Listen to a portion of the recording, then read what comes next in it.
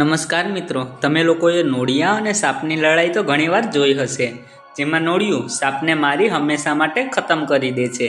પરંતુ શું તમને ખબર છે કે મોર જેવું સાધારણ અને સુંદર દેખાતું પક્ષી પણ સાપને ખાઈ જાય છે?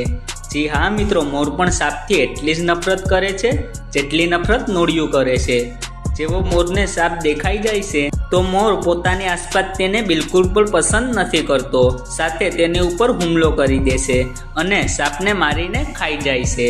પરંતુ મોર સાપને શું કામ ખાય છે અને સાપને ખાધા બાદ મોર કેમ જીવિત રહે છે, અથવા મોરની ઉપર સાપના ઝેરનો અસર કેમ નથી થતો? તો આવો મિત્રો, આજના વિડીયોમાં હું સંપૂર્ણ રીતે સમજાવીશ કે મોર સાપને શા માટે ખાય છે અને સાપને ખાધા બાદ મોર મરતો કેમ નથી. પરંતુ એના પહેલાં મારી ચેનલને સબસ્ક્રાઈબ કરી ઘંટી વગાડજો, જેથી કરીને આવા જ મજેદાર વિડીયો તમારા સુધી પહોંચતા રહે. મોર એક એવું પક્ષી છે જે સાપ અને ગરોળીથી નફરત કરે છે. સાથે મોર તેને તેની આસપાસ જોવા નથી માંગતા, એટલા માટે મોર સાપને જોતા જ એની ઉપર હુમલો કરી દે છે અને તેને મારીને ખાઈ જાય છે. સાપોને ખાવાની આ પ્રક્રિયાને વિજ્ઞાનની ભાષામાં ઓફિયોફેજી કહેવામાં આવે છે.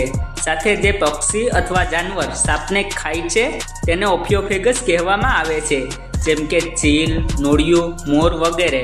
આ જાનવર સાપનો શિકાર કરવો પસંદ કરે છે અને તેને મારીને ખાઈ જાય છે.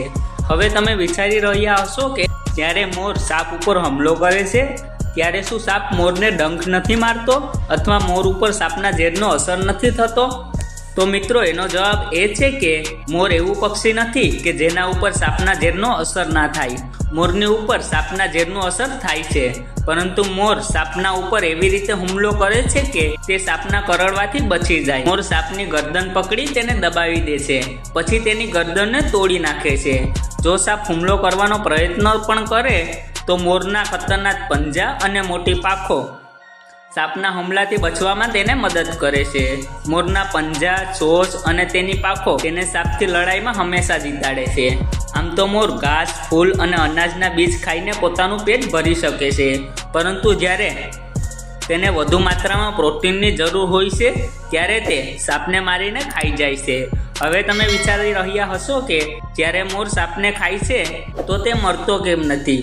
જો મિત્રો, સાપ કોઈકને કરડી જાય તો તે મનુષ્ય અથવા જાનવર મરી શકે છે, કારણ કે સાપ તેનું ઝેર આપણી નસોમાં દાખલ કરી દે છે, જેના કારણે આખા શરીરમાં ઝેર ફેલાઈ જાય છે. સાપનું કરડવું ઝેરના ઇન્જેક્શનની બરાબર છે અને સાપને ખાવું એવું જ છે જેવું કે ઝેરને પીવું. તો જ્યારે સાપ મોરને ખાઈ જાય છે તો મોર પાસે એવું પાચન તંત્ર હોય છે કે જે સાપના ઝેરમાં મોજૂદ પ્રોટીન અને પેપ્ટાઇનને આરામથી પચાવી લે છે અને એની અમીના એસિડમાં તોડી નાખે છે, જેના કારણે જો સાપમાં ઝેર પણ હોય તો તે મોરના પેટમાં આરામથી પચી શકે છે.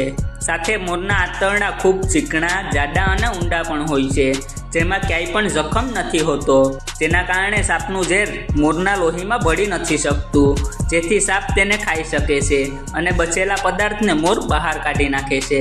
તો મિત્રો, હવે તમે સમજી ગયા હશો કે મોર ઉપર સાપના ઝેરનો અસર કેમ નથી થતો. આશા કરું છું કે તમને આ જાણકારી પસંદ આવી હશે.